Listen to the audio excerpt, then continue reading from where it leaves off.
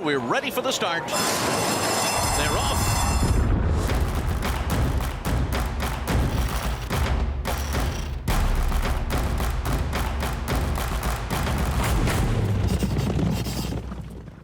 Welcome back for another huge weekend of racing and our Race Lens handicapping series presented by First Bet. And we obviously have a ton of betting on tap this weekend because it's one of the bigger win and you're in weekends for the Breeders' Cup. I'm Dan Tordjman with America's Best Racing. Joining me are Ellis, Starr with Equibase, and Scott Coles, NHC champion. Great to have Ellis and Scott back again for, again, what is just a massive, massive weekend in the world of horse racing. And you could see here that we will be taking you through using the most powerful tool in the game, Race Lens here with all the tools, all the angles, all the features. We're going to dive into those. So again, the four big races, Challenge Series races at Saratoga and at Del Mar. At Saratoga, we've got the Flower Bowl. We've got the Jockey Club Gold Cup. At Del Mar, we've got the Del Mar Handicap and the Pacific Classic. We've got a couple of standouts in these races, so we're going to see whether they can be beat. Namely, Flightline comes to mind, Warlike Goddess comes to mind, who's on the screen. And then we also have one bonus race that Ellis is going to help us out with. It's at a track that he loves to play because the challenge that it presents, and that's Kentucky Downs. There's $1 million race there called the Winter Mint Million, the WinStar Mint Million. Luckily, it's not winter yet. And just wanted to mention that for every race that the Kentucky Downs meet, First Bet is refunding win bets up to $10 when your horse runs second or third. So you don't have to win, you get your money back if you finish in the money. Every day, every race of Kentucky Downs, get up to $10 back on your win bets only on First Bet. All right, before we jump in, one last reminder, if you've never used Race Lens, now is the time to jump in at a deep discount, 30% off on all Race Lens subscriptions, which is open to all customers, whether you've used Race Lens before or not. The promo code to use is RLBC30. So that's Race Lens BC30, RLBC30 for 30% off your Race Lens subscription. Also, a trial offer for people who have never used Race Lens, $1 for a 1-month subscription. That's RLM1E. You could find all these promotions and promo codes at Equibase, and we'll circle back to them again at the end. But for now, let me add really quick to that, Dan, because we get, Craig and I, and do customer support for Race Lens. We get a lot of questions about it. For existing customers, as Dan mentioned, at 30% off, it just tags on the end. So you may have just signed up. You may have a subscription ending in 9 months. Doesn't matter. Take advantage of that 30%. It will tag right on the end. You don't need to do a thing. It's done automatically. Absolutely. And of course, Ellis is going to love this, but every time I get a question about Race Lens, how do I use this? How do I save this? How do I do this? I always refer people to Ellis. It might be 2 in the morning. It might be on overnight, whatever it is. I'm always like, all right, let me get Ellis. And Ellis is always ready to respond because he absolutely loves Race Lens and can really point out everything about it. So with that, Ellis, I think there's no better place to start than with you. In race 10 on Saturday at Saratoga, it's the Flower Bowl. Warlike Goddess, big standout in this race. Is that the one you're going to go with? Yeah, I'm glad we're starting with this because it is obvious. We'll always try and measure our favorites as legitimate, vulnerable, false, and she's legitimate. There's just no question about it. What's really interesting when you look at the Race Lens PPs there, which you can make it a lifetime or do it the same distance, same track, et cetera, et cetera. But you look at the same pattern. When you look last year, she won the Bewitched Stakes, April 23rd, 21. Won it easily by 3 3/4 and 103 Equibase speed figure. Came back in the Glens Falls at Saratoga, 106 Equibase speed figure, almost the same exact margin, 3 lengths and change, and then the Flower Bowl. Well, this year you skip the Maker's Mark Philly and Breeders' Cup Philly Turf, which you skip. It was a great effort. It was a career best 119. That's automatically highlighted and circled there as a 119 best Equibase speed figure. Comes back and wins the Bewitched. It's funny. Last year, 3 3/4, 3 1/4. This year, 1 3/4, 1 1/4. But on the other hand, she does it so easily. and she's on the exact same pattern. What's even better is she's 5 now, and we talk about horses maturing at 5. Last year, those figure sets was 103, 106 in the Bewitching Glens Falls. This year, 112, 112. She's faster this year, and it makes her even tougher to beat. So there's not much else to say about Warlike Goddess, except it's great in this sequence for the pick 3s and pick 4s, pick 5, pick 6. It turns the pick 4 into a pick 3, turns the pick 3 into the equivalent of a double. I can't really look past her, and I really couldn't find anybody for coming in second. But I want to make it a point that Racelands just really highlights that she's faster this year than last year, and that she's a legitimate favorite. And certainly, again, it's just very strong single for me in the multis. Yeah, and to your point, I mean, the thought of Warlike Goddess being in even better form this year and right now is a scary proposition. I find her very difficult to beat. Scott, how about you? Yeah, it'll be a stone single for me. The only thing I can say is when you go to the True Odds page, because everything's not fully in, and they don't have like the flow kind of defined yet. But if you sort it by run style, you're gonna see all S's with one lone P. Now there's no one that wants the front, but on the inner turf at Saratoga, if someone takes the front and they just let that horse go, and it happens to be a Chad Brown horse that can possibly finish, like a Virginia Joy, that is the only scenario I see where Warlike Goddess gets beat. I won't be getting cued on any of my tickets, but I just want to point it out to people that I've seen some interesting things happen on the inner turf at Saratoga, where it's a little bit more speed friendly than the regular. And there's a couple horses, like a Sias could get crazy with the Temple City Terror or Virginia Joy. I mean, there's a couple that have the ability to go to the front. I'm not sure if it'll matter, because I feel like Warlike Goddess has overcome everything that's been thrown at her. But it's just something, if you want to get clever, if you're one of those people that just refuses to play a 1-5 or 2-5, whatever Warlike Goddess ends up being, that's the only other thought I had on this race, is if someone wants to go try to steal it, and it's a horse that can at least finish if they let her get a little bit too far. But for me, it'll just be Warlike Goddess. Yeah, and to double down on that thought, Scott, I thought not only would that have to happen, would you have to have a loose pace setter, and Virginia Joy, I think, is the most likely. You'd also have to have Warlike Goddess, run into like severe trip trouble, because we've seen she can win from anywhere. She's repeatedly sat off of some really slow front end fractions, off of loose pace setters, and she still rolls by with ease. So a horse being loose on the front end, no challenge. What could be an obstacle is if she runs into just some sort of crazy sort of trip trouble or gets floated out super wide, which may be difficult to do in a field like this. Now, Chad does have 3 in here, so who knows? There could be some tactics in play. Another one I just thought, if you were playing exactas or trifectas that you were trying to hammer, I thought Marvelous Maud, the 7 horse on the outside, another deep closer, progressing nicely from State Bred Company to win a first level open allowance last out over the course, despite trip trouble there. She's never been this far, but she looks like one who'll relish every bit of the distance. And so I thought, Marvelous Maud potentially at a bigger price to round out an exacta or a trifecta could be an interesting one to take a look at.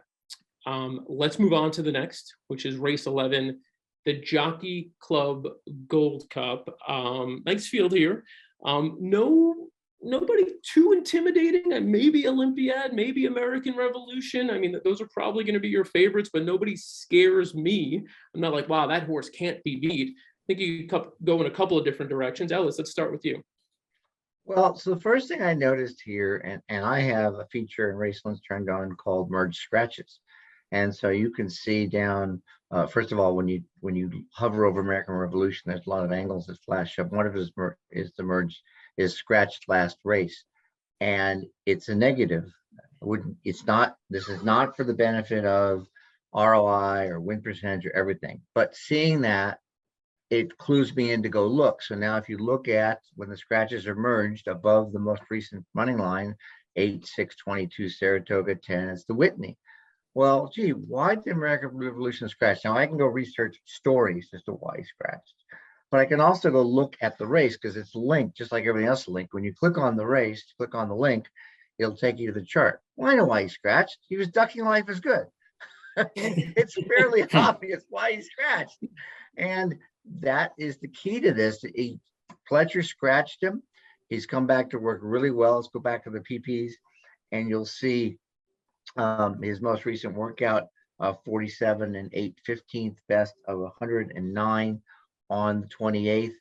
And just the fact that now that he scratched, because you can figure out, it'll say why trainer scratch either means entered again, but if it's a few weeks out like this is 4 weeks out, it wouldn't say re-entered because that's usually within the next week. So he decided to scratch to run against Life is Good. There's no reason for him to take on Life is Good at this point, particularly with as well as he has been running. You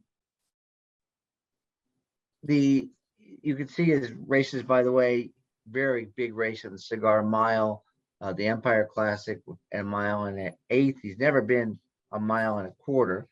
And you can see that, of course, in his summary box. If you look at the distance, it says that he's not been a mile and a quarter ever. And then, of course, let's take a look at number 2, Olympiad.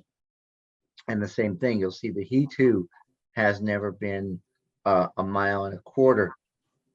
What I want to do now is bring up the replay of Olympiad's effort in the Stephen Foster, which was before the Whitney. And Olympiad did not duck Life is Good, by the way, as you could see, and you see what happened.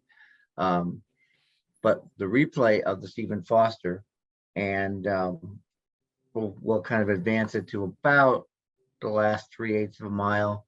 When we get a chance, you can easily figure out where that is around the minute mark or so. Maybe this is fine. Can let it go from here. And Olympiad's sitting there off the speed, just cruising along.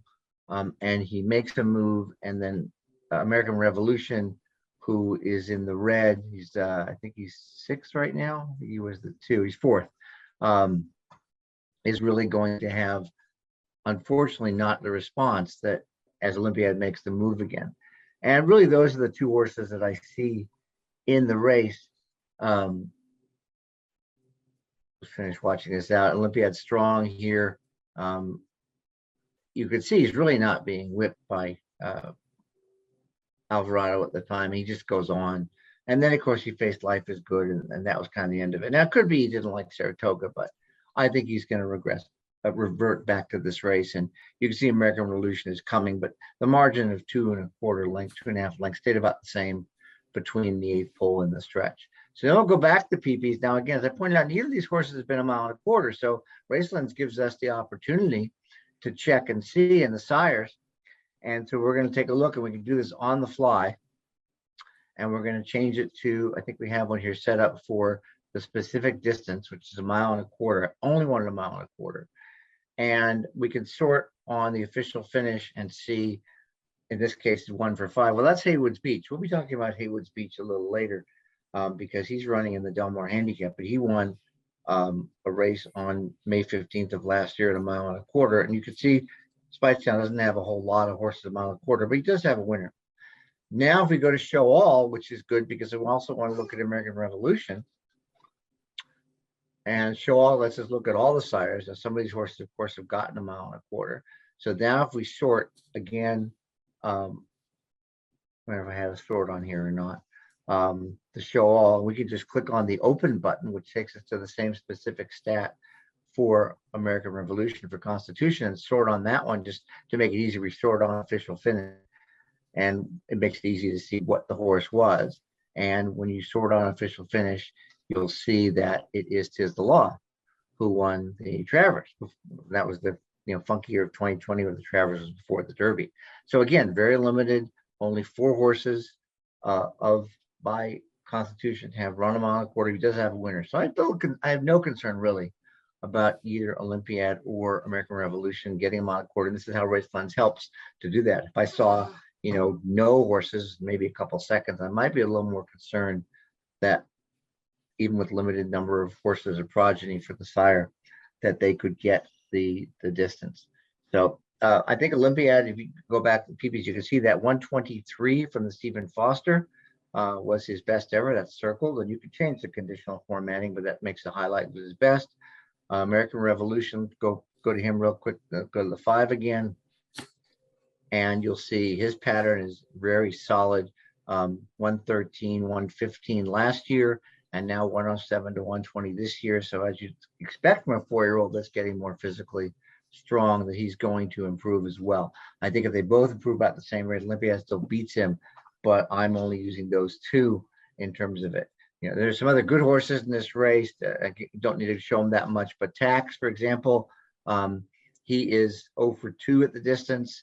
He's coming off a long layoff from January of last year. We can go to him to July of this year, but that's a 112. You're not going to get to 120 from 112 in a race, I think, with the other horses in good form. One thing I noticed while we were talking about Warlike Goddess, by the way, Olympiad's workout on August 28th was 4 furlongs on the Saratoga Training Act. It was 21st of 67, which you can see when you go down below the PPs.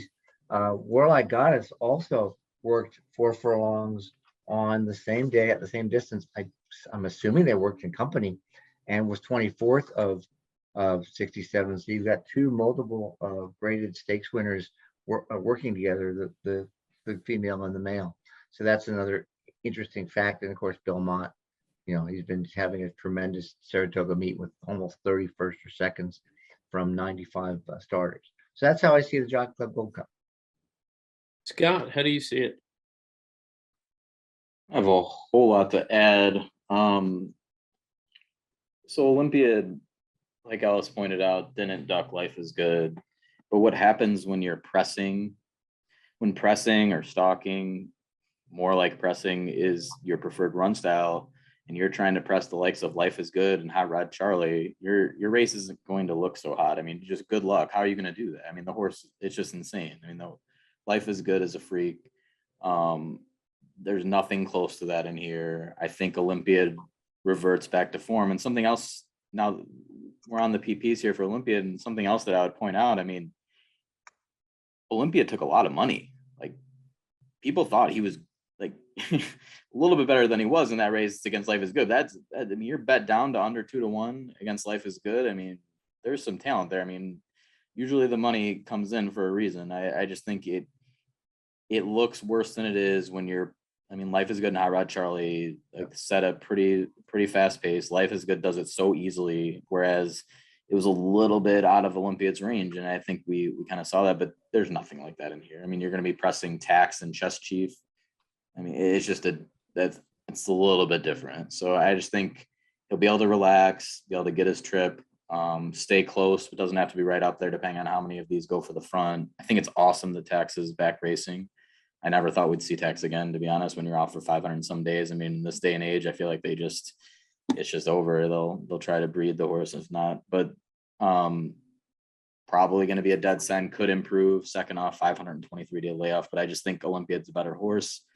I think Olympiad still has room to get better as a 4-year-old. And I just think you're going to see, as we've talked about already, the Olympiad kind of revert back to form. So I don't want to take up too much time. I just think Olympiad stands out here. If Olympiad tries to go too fast or gets hooked, the only other horse that I would want, as Ellis already talked about, is American Revolution. I think that's the next best figure wise. I just think in the replay we watched earlier, American Revolution was trying as hard as he could and couldn't get there in the stretch. Whereas Ellis pointed out, the whip wasn't out all that much on Olympiad.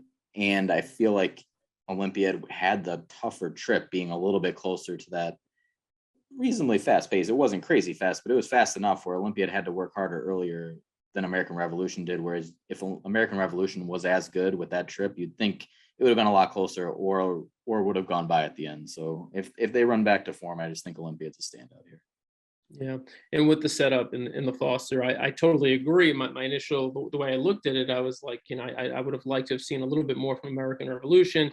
I will say, I mean, he does come in fresh, and so I think that there are, you know, with the extra time, I liked him a little bit going into the Whitney. I thought he might get the right setup there. I thought he was going to be sitting just behind Olympiad, and I figured that if they were chasing Life is Good, I thought American Revolution actually stood a pretty good chance to finish second there. It wasn't to be. But if we go back to the one horse Tax for a second, that's a horse that I think if you're looking for some value in this race, if you're looking again pair up, if you think Olympiad, it's tough to be in this spot, but you don't want whatever we might get 6 to 5, 7 to 5, 8 to 5, and you say what, I want something a little juicier. I really can't see a scenario in which Tax finishes off the board, to be honest. He wired last out in his first race back in a long time, and he was last seen in that Pegasus World Cup before then, which is a super tough spot. The one thing that as I'm looking at this horse, I mean, he's off Lasix there. Again, off Lasix here. He's got the 2 bad races off Lasix. That's a bit concerning, but I have no doubt in my mind with Carmouche up, you could see what happened with Carmouche up last time. And previously when we had Carmouche up forwardly placed in a race with a bit more speed, he's going to go to the front. He's got the rail. So he's going to be there. He's going to be up front. And, assuming he doesn't have issues being off Lasix, I just don't see a scenario in which he doesn't hang on for a piece. He's a quality horse with a ton of back form and some form over the track at Saratoga as well. So I like Tax at a big price to hit the board. I can't say he's going to win, but he'll be there late. Let's move on. Let's move to Del Mar. Got a couple of really, really fun races, and like these races, you could look at them from the perspective of betting, but you could also look at them from the perspective of just being a fan of the sport. And every so often, we mentioned Life is Good as sort of a superstar or freak. The other superstar or freak in horse racing right now is a horse named Flightline, and we're going to get a chance to see him in the Pacific Classic. Wait, let me make sure I'm on the right. Yeah, we're starting with Pacific Classic, right? Okay, good, perfect. So the Pacific Classic will be race 10, the TVG Pacific Classic race 10 on Saturday at Del Mar. I'm looking at the notes here. Ellis, your first note is not on Flightline. I mean, I'm thinking you're probably going to circle back to Flightline, but tell me about the other horses that you like. Exactly correct. Yeah, this is our race of the week. Now, I actually, the more I looked at this race recently, the more excited I got about it, because I'll skip to what I'm going to say about Flightline first before I come back to him again, and I'll take a pretty good amount of time here, because this becomes a lot more interesting a race than the Warlike Goddess race, where you have a single. The rule in racing has always been in betting, don't ever bet a heavy favorite or any favorite doing something for the first time. And there's no doubt about his talent. I'm not going to do that, but he's never gone 2 turns. He's never gone more than a mile. That was 1 turn. He's never faced grade 1 horses that have gone 2 turns in terms of versus him. It's a question of all those questions and then 1 to 5, because that's his morning line.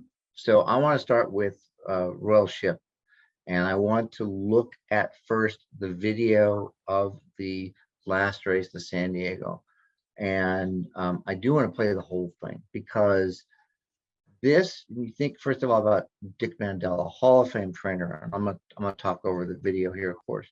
And what he does and how he plans. I mean, he's taught trainers how to plot a race, plot what they're going to do. And I'm sure the Pacific Classic was on this horse's radar for Mandela since last year, when he ran pretty bad 7th at 5 to 2. In this case, you can see he's in the Fox Hill Farm Silks, the red and white. He's 4 to 5 wide. He's second to last. And he's going to pull himself into the race while he's still 3 and 4 wide the whole way. Smith isn't moving his hands a single bit on the horse. I mean, not at all. He's not doing anything. And yet he pulls himself into 3rd, 4th here, and he's going wide because the other horse just came out a bit. And he's going to be wide like that the whole way. When he turned into the stretch in a minute, now you see he's not pushing him at all. They sped up a little bit in front of him. He's going to be 4th. The pace is pretty square for a mile and 16th. He's been off since May, so 2 months at this point. And then I guess right around the half-mile pole, which is coming up. Again, I don't know if you can't see it, if Smith gave the horse any kind of clue, but everybody goes. So now he's 4 wide. And then because of the centrifugal force on the turns, the quarter pole, he's in front, but he's going to end up being 6 wide. And this is still completely on his own. You see Smith is moving his hands a little bit. I don't think he ever has to go to the whip at all here. And he's going to put him away. And this wasn't a bad field. I mean, he beat Country Grammar, who had just won the Dubai World Cup. And if I said this horse has the hand urge is the chart call coming, if I think this horse has gas in the tank, I think I'm doing an understatement. I mean, I think they did. He's come back. Now we'll go back to his PPs and talk about fitness. Look at his workouts. So since the race, which was on July 30th, of course, you can see on August 11th, 46 and 2 best of 30, then a 112, and then a 47 and 4. For those that don't know, and I think most people, Dick Mandela doesn't work his horses fast. He's not a Bob Baffert. And he doesn't come out of quarter horses. He doesn't work his horses fast. When you see 46s and 47s, these horses are doing it all on their own. Tells me that Royal Ship is in good form. It's his second off a layoff, which we'll get to in a second. And now when you look at, of course, the company lines, you see the common horses in the race. You'll see that Country Grammar beat Royal Ship in the Hollywood Gold Cup in May 31st of 2021. Before that, in the Californian on April 17th, Royal Ship beat Country Grammar by a neck. And then, of course, last out, Royal Ship beat Country Grammar. So Royal Ship beat Country Grammar 2 out of 3 times they've met. And yet, and I guess it makes sense because the morning line is how bettors are going to bet, not the horse's actual probability. Country Grammar opens at 4-1. Royal Ship opens at 8-1. It's just really interesting. He only got beat ahead, by the way, when Country Grammar did beat him in last year's Sandy Handicap after making the lead at the 8th hole. So Royal Ship beat Country Grammar last out. He's working fantastically. I don't have any doubt really about getting a mile and a quarter because he almost won the Gold Cup last year. So that's, even though he hasn't won, it proves that.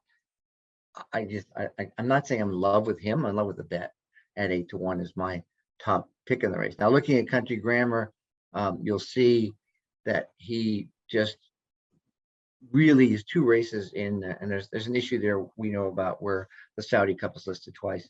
He had a 117 Equibase speed figure, a mile and 1/8, and then he won a mile and a quarter, second time in his career, and he got a 128 winning the World Cup. He did it easily, and then he was off March to July, and he ran second. So you can assume he's going to improve second off a layoff.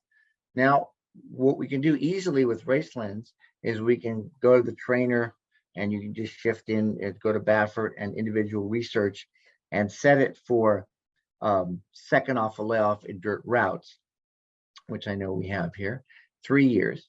And then we do show all because I want to compare both Country Grammar and Royal Ship. And we can, in this case, we can sort by name. It makes it easier. Well, actually, there, Mandela and Baffert, you can leave it right where it was. So 37% for Baffert, second off a layoff for dirt routes. Going back 3 years, decent sample size, 50.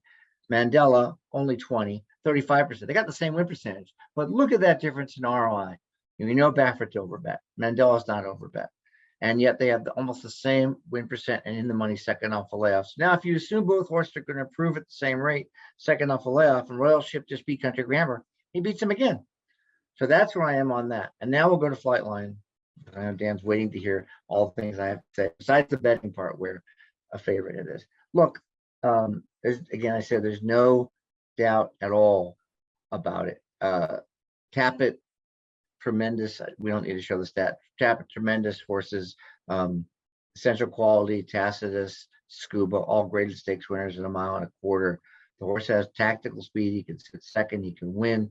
His figures of 126 and 127 in the allowance race last year in the Malibu, stacked up with Country Grammar's 128, which is, by the way, another reason that Country Grammar maybe shouldn't be 4-1. And if I like Country Grammar to beat Flightline, and I like Royal Ship to beat Country Grammar, then I'm making the case that 8-1 is tremendous value. Flightline could run faster. He certainly could have run faster in the Met mile. And the 126 and 127 are big, but they're not as big as Country Grammar's 128 in the World Cup at a mile and a quarter, which we see we're able to easily compare on that. So that's kind of how I feel about it in terms of, I believe Flightline has a couple question marks, and Country Grammar ran as fast as Flightline, but I still think Royal Ship's going to run faster than Country Grammar again. So I'm using all three on my pick threes, etc. But my win bet's going to be on Royal Ship and maybe Country Grammar if he's anywhere near his 4-1. But I'm pretty high on Royal Ship in this race, knowing Dick Mandela, seeing the horse last out with so much gas left and thinking he'd be able to get it done again. Ellis brings up a couple of concerns with Flightline, trying a few things for the first time. Scott, how significant do you think some of those concerns are that Ellis raised? I've never seen a horse this talented in my entire life. I mean, I haven't been in the game as long as you guys. I kind of was late bloomer to the to getting into horse racing, but just the horse is incredible. I 100% agree from a betting standpoint. There are a ton of red flags about you're not supposed to bet this horse. I mean, I'm fine with that. I don't know that the horse will be bettable, to be honest. I mean, I think it's going to be, unless you really cold deck a double or a pick 3 around Flightline, there's just no value there whatsoever. But I'm not putting a dime against him. I just think he's insanely good. I don't think, I mean, Royal Ship could be figuring it out. I find it hard to believe that he's going to get much better at age 6.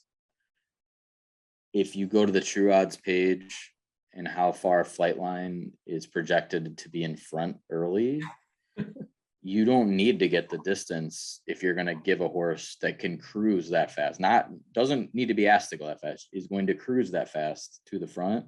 If you're going to give him that kind of separation, I mean, I don't know. I think somebody's going to get brave and try to challenge. I'm not sure who it's going to be. There's plenty of these horses that can press, but man, I mean, just the natural ability, even if the distance is a little shaky, I mean, how tough is the trip ever going to be for a Flightline unless he causes his own trouble? Like, you're eventually going to run into a spot where the horses are going to get better and better. And if you keep missing breaks or, faltering, you're eventually going to run into a situation you can't overcome. But I don't see it being this day. Maybe my fandom is just too strong to kind of, and I have blinders on, but I look forward to seeing what the horse can do. I hope the distance is no problem. And I kept going back and forth of whether a while back, whether I was going to place a Breeders' Cup futures bet, but my concern is, like, with how spotty the race is, like, the schedule has been for this horse. There's so many factors I could see where the horse just doesn't show up that day, and I don't want to lose my bet. But I mean, it would be my pick for the Breeders' Cup. And I love Life is Good as well, but this is just, I feel like Flightline's just a different. I got a different question animal. for you, Scott. Yep. I got a question, Scott, and Dan too as well. You look at Flightline, you see his last 2 races, the Malibu, and he goes 6 furlongs at 108 and change. How much slower can he go? Because even if he's in front by 10 or 12, it's physically impossible, or nearly physically impossible, to go 109 and change at 1.25 miles and win a race.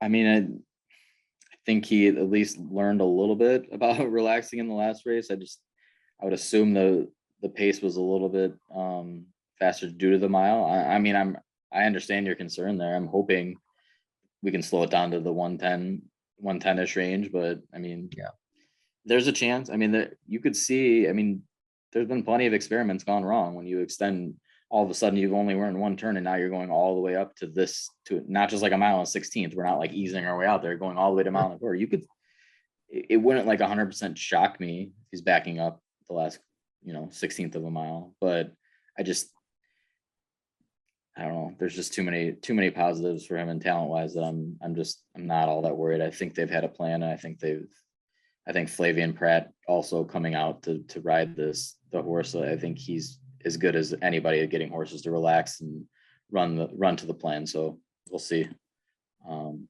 But yeah, I mean, if he can't, they're in big trouble. I mean, and I would say, I mean, he's going to be, he could very possibly be slowing down late, but I think, to the point we made earlier when we were looking at sort of the race plot and we saw kind of where the horses are positioned, I think his lead is going to be so significant to the point where even if he's slowing down late, I just can't see them getting to him. And, there are a couple of other things to look at with Flightline. And, we were kind of, probably going on and on about something you already know, because visually you look at the horse and you're like, okay, well, I mean, it's clear the horse is like really freaking good. And so like we get it. But there are a few other things that kind of like to go beyond just, what you see visually and the numbers. If we go back to Flightline, and this is to point out a couple of just sort of handy tools on race lines. On the right side there, you see those red arrows pointing upward. That indicates that he had trouble in the race. And if you watch those races, you know that he doesn't generally break well. And so, when we talked about, 108 and change and, these crazy, even the half miles and 45 flat, that's after breaking poorly. He's still, so I mean, he potentially could go 107 and change here, and it may be impossible to slow him down if he actually breaks cleanly. God only knows how fast he might be going early.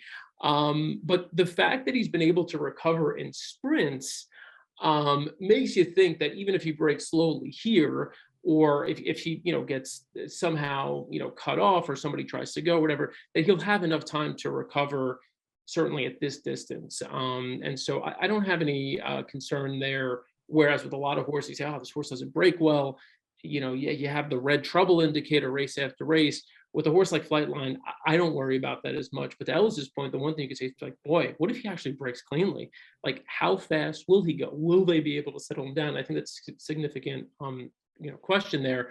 On the true odds page here, in terms of how fast they're going to be going late, of course, maybe you got a little bit of an apples to oranges comparison here with a horse coming out of sprint races versus, now a lot of horses that he's facing here coming out of routes. The late pace figure, though, is so much higher than the rest of them. You see here, they're sorted here, and 116.5 for Flightline. Next closest. Second. Yeah, Royal Ship second at 110.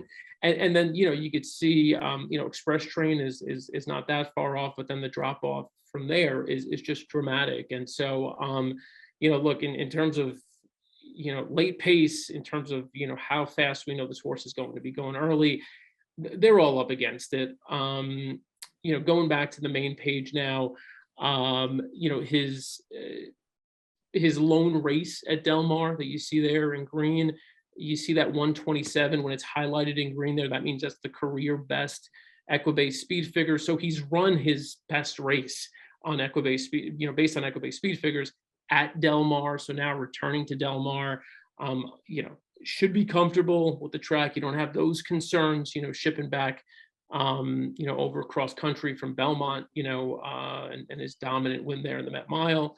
And then the last thing to take a look at with Flightline, this is just, you're able to customize all these fun searches just to see, how trainers do in certain spots, and how pedigree might play out and work in certain spots. And so in this particular trainer search here that we put together, we looked at John Sadler, and we looked at in grade 1 stakes races at today's track in particular, so at Del Mar, and you see the numbers there. We know Bob Baffert does well in grade 1s, right, at Del Mar over the dirt, but did you know that John Sadler was hitting at quite this rate, 26% win rate, and then the horses in the money, success score 7.1, ROI. I mean, you see really good results here from John Sadler that, maybe I was selling John Sadler short, but we know that in the past 5 years, he's had horses like Higher Power and Accelerate win this race. He's also had Tripoli, Ollie's Candy. And so he is really carved out, a certain space for himself, and he's had a lot of success. And you can back it up with numbers here on Race Lens. And then there are also, comparative metrics that you can pull up as you start playing around with all the Race Lens tools. So yeah, I think Flightline's unbeatable here. I'll go ahead and I'll agree with Scott. And I was going to ask to pull up a replay, but it was the same replay that we saw from Ellis. And whereas Ellis, I think rightly points out that Royal Ship was super impressive to be wide all the way around, and without even having Mike Smith urge him, kind of pull him to the lead and then ultimately kick clear. I thought that race spoke, really made Country Grammar look really good, because Country Grammar didn't get to run his race. And, you know, we don't have to watch the whole thing, but the Country Grammar from the 8 post, you know, as opposed to being able to like settle down and stalk this place, which I think the pace, which was his preference and which he'll likely do here, his hand gets forced here because he doesn't want to lose position. So he's urged on earlier and he gets scrubbed on a little more than, you know, he might have otherwise. He could have sat a nicer trip, could have been unpressured. And then, you know, next thing you know, he's closing in on a couple of horses and instead he's being scrubbed on early when this is not what the game plan was. And then ultimately, once Royal Ship goes by, he can't keep up because Royal Ship is running a top effort, one of the best races of his career. And as we know, Country Grammar just got back from you know, running 2 races in Dubai and in Saudi Arabia.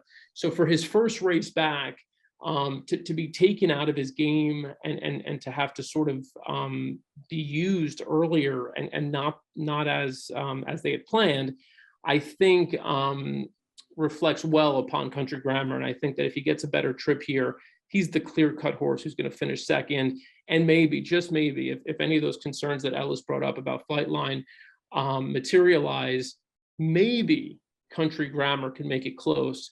Otherwise, I think you're looking at just, you know, if you want, you could slam that exact 1,000 times for what, $3.50? Is that we'll pay? So if you, am I right, Scott? What do you think? You're the numbers guy. I mean, I'm not great at predicting odds, but I mean, that's a fair price. I mean, I don't know if you'll even get that. The problem is like Flightline. It's hard to say talent-wise that he's being overbet, but it still probably is being overbet. So, yeah, you're not getting much on anything with Flightline. Yep. He should be 2 to 5, not 1 to 9, right? Exactly. Possibly. 80% chance to win. Give him that. Yeah, I think that's fair. That's fair. Let's move on to the final win and you're in race of the day at Del Mar. It's going to be the Del Mar Handicap. From a pace perspective, you know, I thought looking at this, hard not to be intrigued by a horse I'll talk about a little bit more in a little bit, which is Tis a Magician, the 6 horse. But there are a couple of different ways you can go here. Certainly, I think this is the most interesting betting race of all the win and you're in races. If you're looking for you know, a little bit of a better payout than I think we're expecting in some of these other races. Ellis, let's kick it off with you. I know you've got a couple of horses that you're interested in. Yeah, no, it's a great race. I mean, 11 horses. I don't think we're going to have a heavy favorite. Haven't seen the morning lines yet as we're doing this, but really interesting. I'm going to start with Red King. And I don't know why, but I was not a fan of this horse, and I wasn't. I can't remember. I know I've been following his career the whole time. But the last race is really intriguing. So we're going to go to the video. And of course, for people that don't know and take advantage of that 30% off or the new dollar that Dan will give the codes out again. The videos are ingrained. You don't need to do anything here with Racelands. The videos are all there. The charts are there. You don't have to go to any other website. You just go to the product and you can view it on a pad, same features. So at this point, we're going to watch Red King here. And he's 5th right now. He's in the gray and the silver, and he's going to get a really interesting trip because he is going to be on the rail in that kind of blue, and he's having the reins shaken, but he's not getting a spot. And now, kind of a skip there in the video, now he's out, and he still has to get angled. Jockey has to turn his head, and then he's just coming with giant strides. I mean, giant strides. I would argue all day with anybody that would say that if it wasn't for that trouble at that critical point of the race, he would have won, because I'm confident he would have. He was the 2-1 favorite that day, and that was the San Juan Capistrano. It was just really, really good. One thing you can also do with Racelands, and we've already done it here, is you go back and look and you turn on lifetime PPs, which you can get, and you see the yellow highlight there. He won this race 2 years ago, and he got up by a head. He led by a half, made a big move on the turn from 8th to win it. He beat United, who was coming off, I think it was that the year United won the Breeders' Cup Turf, or second, or the year before. So he's beating a quality horse in United. And then he kind of goes off form. But you look at his speed figures going up from there, from that 101, 115, 1/9, and everything else. Everything is just solid. 105, 109, 105, 104. This horse, even now at the age of 8, has not lost a freaking step. And I really like that. And again, I think you would have what I like also, we'll go to the jockey. Now it may have been fixed. There was an issue with this is Hector Iberios. So I'm not going to show that, but you go to the jockey stat in Race Lens and you look at it. It's going to get fixed later this morning by Del Mar because there's another Hector Berrios. Hector Berrios is a jockey from Florida that shifted his tack to Southern Cal earlier this year, and I've been impressed by how patiently he sits and waits, never gets flustered, and it's shown up because here it is. Hector Berrios, I'll just read this quick. Hector Berrios for the last year in turf routes, 19% wins, 46% in the money, and he's not bet. Average or median payoff is 1280 and a plus 71% ROI for a guy that's winning at 20%. And the fact that he's getting on this horse, Cedillo, I think picked, he goes to Masterpiece. I think picked him because he won the Eddie Reed. But Berrios getting on is real good. So you got a horse that won this race in 2020, who could have won his last race, who's ready to win. And I'm hoping he's going to be 3 or 4 to 1 because I think that's square on him with those consistent figures. Then we'll go to Masterpiece, who I think is the other horse, the other contender in the race for me. I'm only looking at 2 horses here. And Masterpiece, you look at that last race, which was the Eddie Reed, as I mentioned a minute ago, number 9, yeah.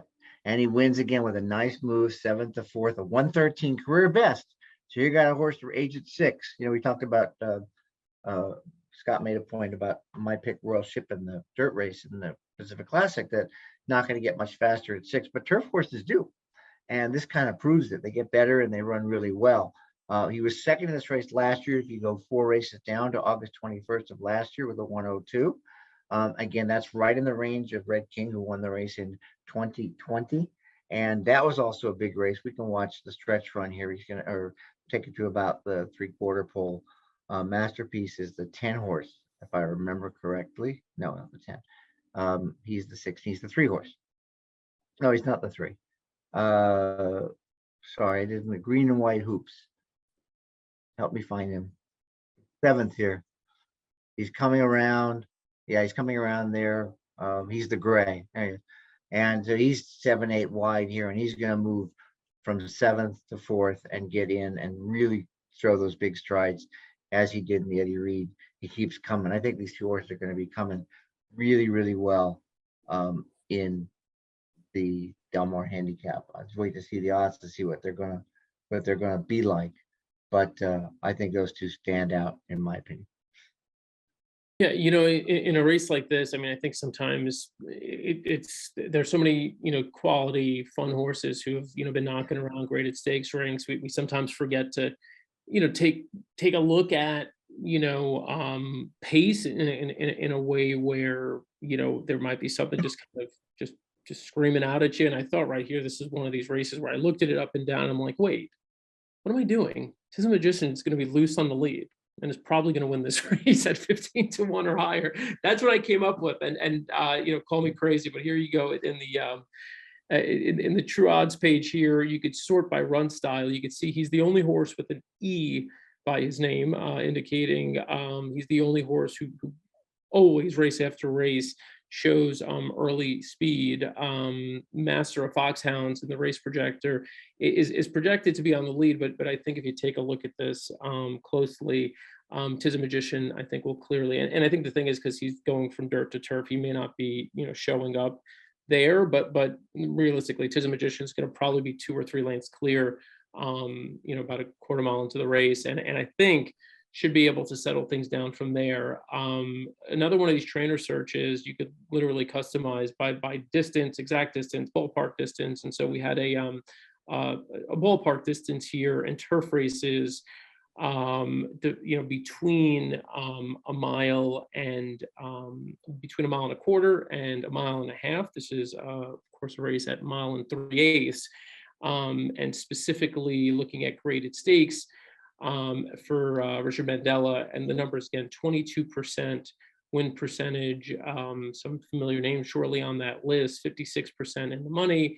So just, you know, no concerns here with Mandela taking a horse who's been seen predominantly on the dirt and taking him and trying him on the turf here, especially with this spot being what it is. I really do think we're going to see him on the front. It's going to be hard to catch up with them. And then, you know, if you need further assurance that Tis a Magician is going to fit on the turf, he's only run one other time on the turf. This is his second career start. You can do sire pedigree search. You could also do the dam search as well. I just kept it to the sire pedigree search for Tis now specifically. Past 5 years, again, same sort of distance between 1.25 miles and 1.5 miles. This isn't the exact search I pulled up earlier, but this does show half of his horses finishing in the money in 9 starts with a winner. Let me see what I did differently that might explain dirt. Okay, so this is a dirt search. So like if we did it for the turf search, which may be a little tough to do on the fly right now. There it is. Wait, yep, there it is right there. So that's the turf search.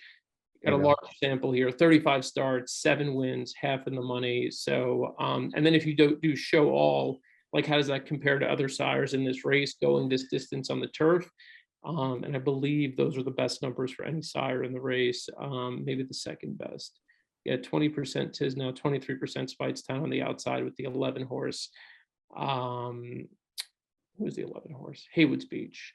There's another one who's got a little bit of speed, and I thought, you know, probably had to send. And so I was a little intrigued by that one, at least to be close up to the pace. So for me, Tis a Magician all day at a big price. Would be shocked again if this horse does not at the very least hit the board at a big price.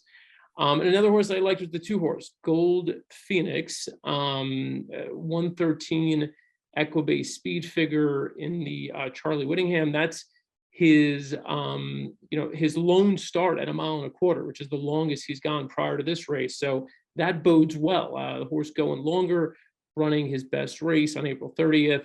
And then I know this is something that Scott will point out without trying to throw too much shade on a jockey, but going from Kyle Frey to Flavien Prat on the turf, nice in and of itself. But then when you factor in, and another search you could do obviously is the trainers and how certain jockeys perform for certain trainers on the turf. Pratt for Phil D'Amato and graded stakes on the turf, just outrageous numbers, 32% win percentage. You're not going to find any better than that on the turf anywhere. I'm trying to think. I mean, obviously Chad and Irad might be a comparison, but other than that, this is as good as it gets in the sport of horse racing. Winning at 32%, you don't really see it. So really intrigued at the seeing what sort of action this horse takes on Saturday. He might be overlooked, or people might not overlook him because they might just be betting Flavien Prat. And so just in the side chat here with Scott, I've seen some smiles and I see some agreement, which makes me feel good because Ellis scared me with his pick. So Scott, you're on Team Dan here. Yeah, I mean, those are the horses I was going to highlight. I've been chasing Max for Foxhounds for a long time, but between the post and the run style and just like the continually getting the pressing trip he wants and not being able to finish at the end is turning into a little bit of second-itis for me, or worse.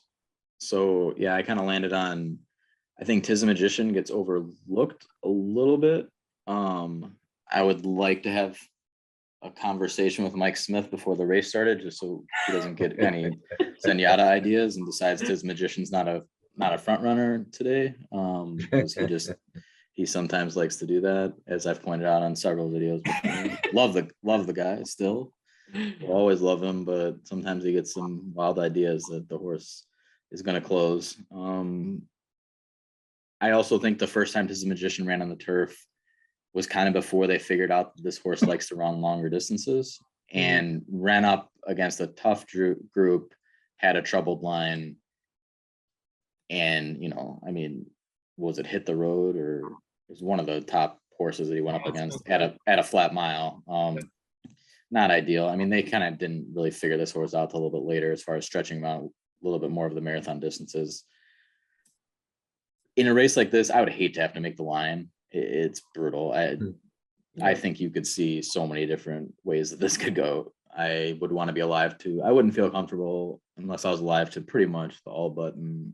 If I was alive to a big score, I'd be really nervous if there was anybody left uncovered, because I could see this going so many different ways. But yeah, between Pratt as on the 2 is everything you covered. I think the stats don't lie. I think it's a huge upgrade. But because it's Pratt and DMR, I just feel like if I had to make a favorite, that could end up being the favorite. Greg Darr could be the favorite also. It's just, I'm not good at that game. I just don't know where this is all going to land. I'd want value on anybody I took, and I think Tiz the Magician is the most likely to get overlooked out of the ones we've talked about.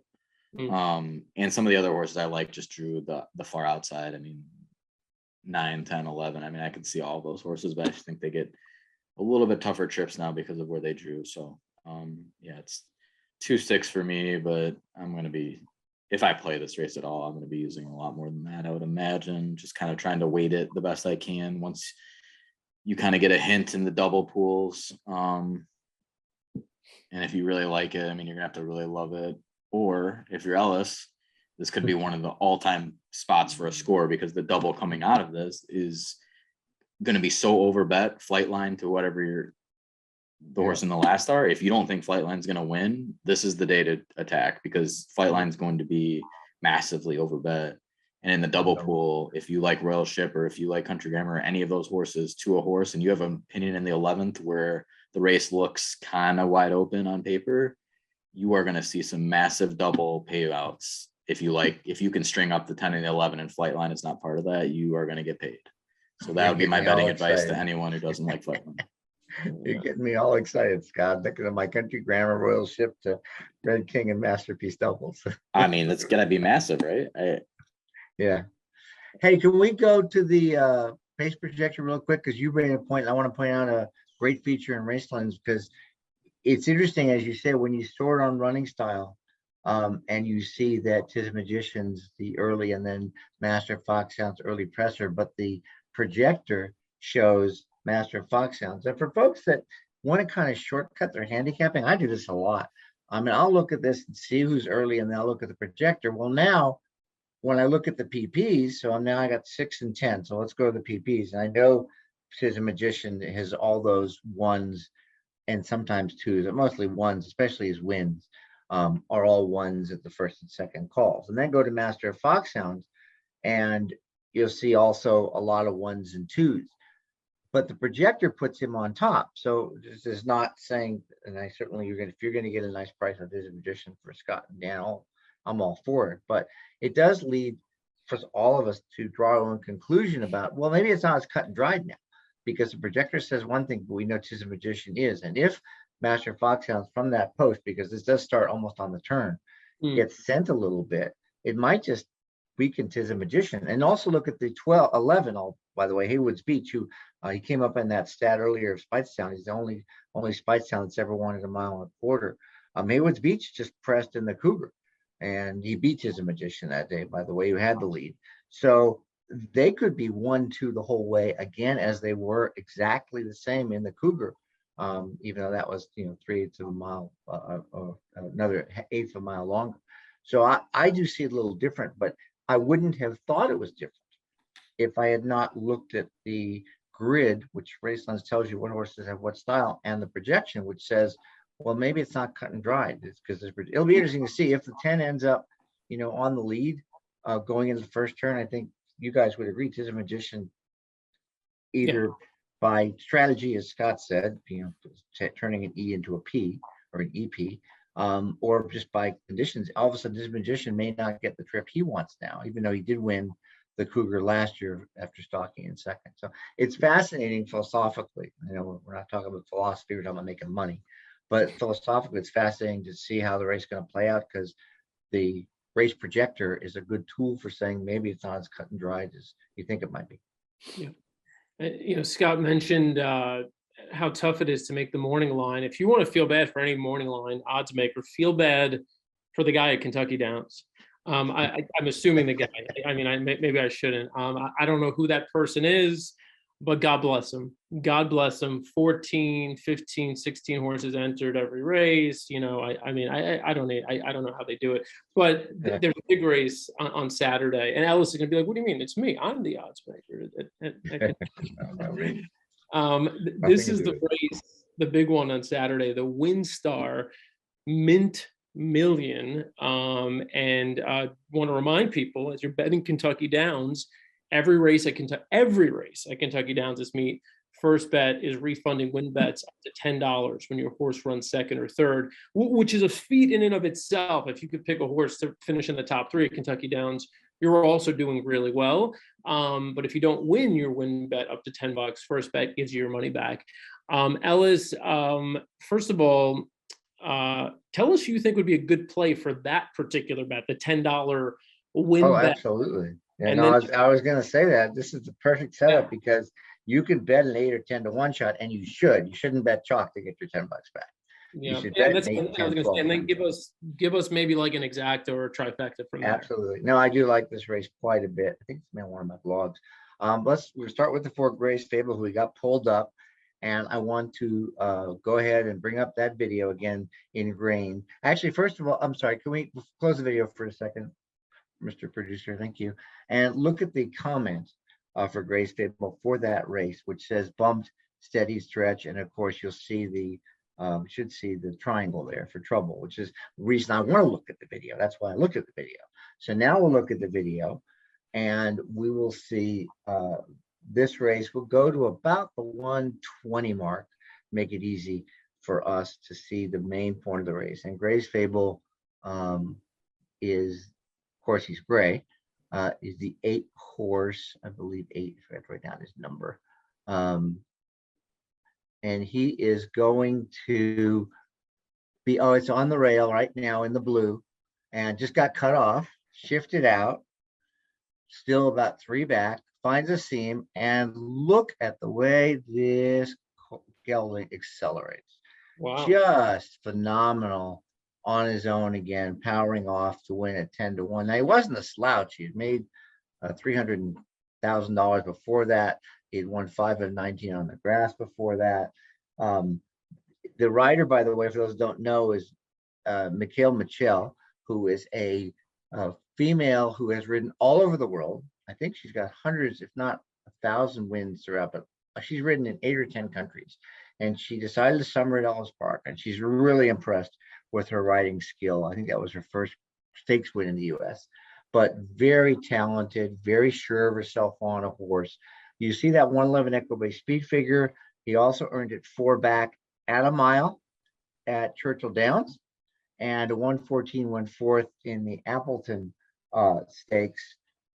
It was a really good race to have trouble like that and not get flummoxed in the jockey nor the horse and come on to win. And he's 8 to 1. So first of all, that would be the win bet for the $10 bet back, or they call it $10 refund if second or third with first bet.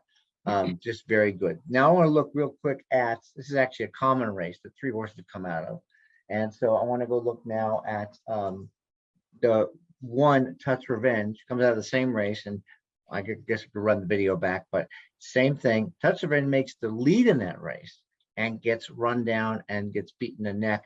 He actually was running on just 2 weeks rest after being beaten in the neck again in a 6.5 furlong race. This is one tough horse. 11 wins, 7 seconds in his career. Very game. Vincent Chaminade, another jockey who's just getting his feet wet in the U.S. now. You look at those records, by the way, on the jockey stat for distance surface, 22% wins in the last year. The last 10 days, 45%, that's 5 for 11. The last 30 days, 10 for 40. He's getting good mounts right in Indiana. He impressed me a little bit at the end of the Keeneland meet when he just got started, and he's getting better mounts now.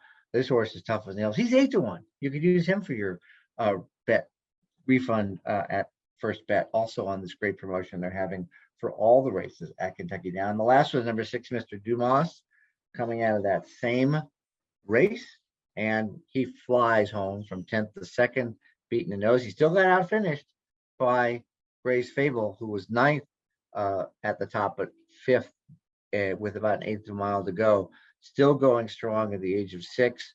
Not off the board this year in 6 races. Same kind of figure, and he won a race at Canterbury before the also. These are milers. They've all got nice wins at a mile. Real quick look at the 6 Pixelate. Pixelate won this race last year. You'll see that the Mint Million. He was 9-2 that day with Rosario in the saddle. Closed nicely, got a 104 figure. But now when you go back, which quick goes to Gray's Revenge, Pixelate's last race was 100 figure. And these 3 horses coming out of this race at Ellis Park all got about 111 figures. So they've all run faster than Pixelate has been running recently, or that he won last year. So the exact in this race is going to be a box of the 3 horses. I think they're all 8-1. Mr. Dumas is 5-1. 4 Grace Fable, 1 Touch Revenge, 6 Mr. Dumas. The exacta box 8-1, 8-1, 5-1. And again, you can pick any of them for that great promotion at First Bet. I love the flair on Mr. Dumas too. Like, I mean, giving me the original Alexander Dumas. I've got like Count de Monte Cristo vibes, and then also everything French here from Dumas to the jockeys on your picks. I mean, you love Vincent Cheminot, you like Michael Michel. I think I saw a little Florent Giroux there. So always bet the French. I mean, I think that's there we go. So a really fun race and a fun meet kicking off at Kentucky Downs. And as Ellis pointed out again, you get your money back when your horse finishes second or third, up to $10 when you bet on First Bet. So take advantage of that. Also take advantage of the huge opportunity to get in on stats, to get on Racelands right now for a limited time.